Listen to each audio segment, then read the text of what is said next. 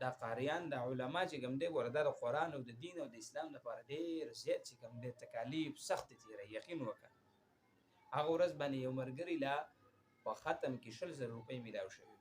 چېرته ختم یې کړی نو 100,000 روپۍ ورته میلاو شوي وي او په 100,000 روپۍ چې کله راوړي نو بیا یې خپلې کوروالا ښځې له چې کوم دی نو 2 جوړې جامې ورله پې اغوستې وي او تقریبا ما ته ویل چې دا زما د واده نه پس ړومبی ځل دی چې دا زه خپلې ښځې له چې کوم دی کپړې اخلم.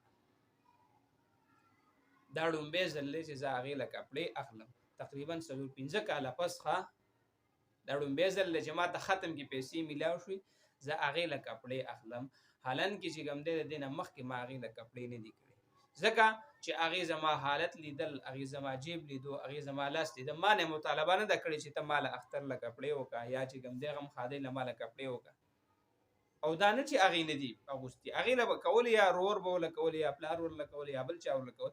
خو زما دا ړومبي ځلو چې ما کپړې ورله واغستلې او بیا مې ورته ټلیفون وکړلو چې ما درله کپړې واغستلې نو وایي ما ته وایي چې تا خو چېرته ما له کپړې نه دي راوړي. څه ووایم که تا په کپړو باندې به یا پوهېږي یا به نه پوهېږي. څه ووایم که ته ښه کپړه دې اغوستي. وایي ما ورته ویل چې په 3,000 روپۍ مې اغوستې ده. بس وایي بیا راته ویل چې زه دا به ښه وي شاید. نو وایي بیا خوشحاله شو چې زه وایي بیا ما ته وویل چې یاره مطلب که قرض مرض د باندې مه راوړه ما له کپړې. نو هسې درته وایم عزتمندو چې دا د ختم پیسې طالب له ورکول یا د هغه له د هغې اکرام کول دې ته د هغې ډېر غټ امیدونه وي.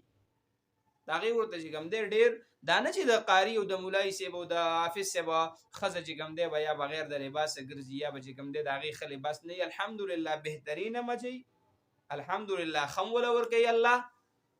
خو یو ذریعه وي د بل طرف نه یو ذریعه وي خو لکه مطلب یا یې وله رور کوي یا یې ورله پلار کوي یا چې کوم دی د دې قاري صاحب رور یې ورله کوي هر څه کوي. خو د قاري صاحب هغه چې کوم دی زما او ستا بچو ته ناستي مدرسه کې، هغه چې کوم دی په جومات کې ناستي، زما او ستا د بچي غم ورسره وي او زما او ستا د جومات د منبر غم ورسره وي، د مصلې غم ورسره وي. خو لیکن د مال د دنیا د عیش عشرت غم ورسره نشته او نه د هغې په تالاش کې هغه ګرځي.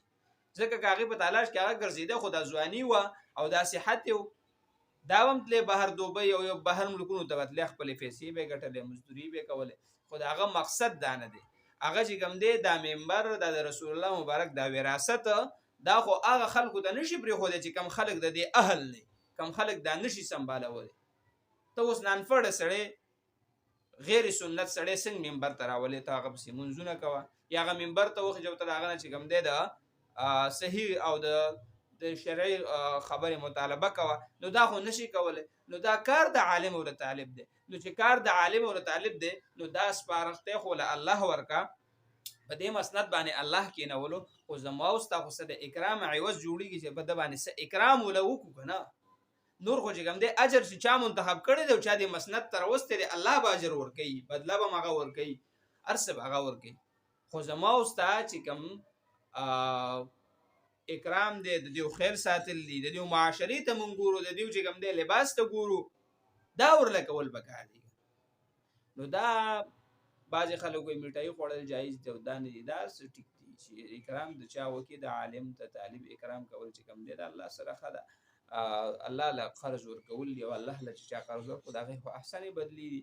د مولا سره د طالب سره حافظ قرآن سره یا د قرآن محفل و د هغې ختم شو او بهترین دعا دغه په هغې کې سړی خوږه راوړي وویشي ښه خبره ده، بهتره خبره ده. الله رب العزت دې زمونږ او ستاسو نه رضا شي او الله دې زمونږ په حال باندې